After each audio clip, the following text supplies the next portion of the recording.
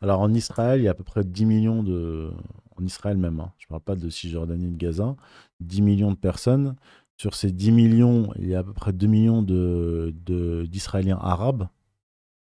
Et le reste, donc à peu près 8 millions, sont des Israéliens juifs. Aux Ils États-Unis, sont pas tous sionistes, ou bien si?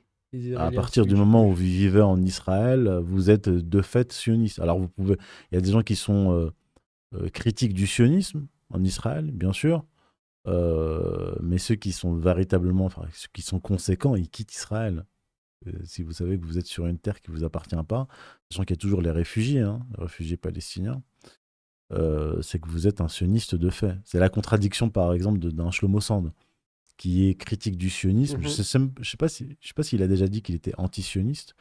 Bref, mais qui continue à vivre en Israël et qui veut pas en partir.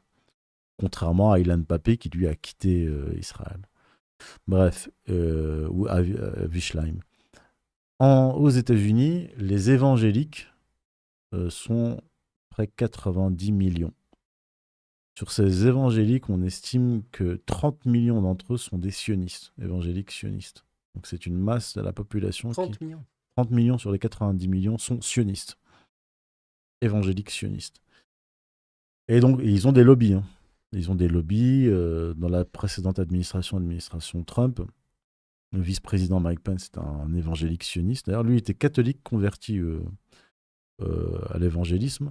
Mike Pompeo, le secrétaire d'État, c'est-à-dire le ministre des Affaires étrangères américain, est un évangélique sioniste.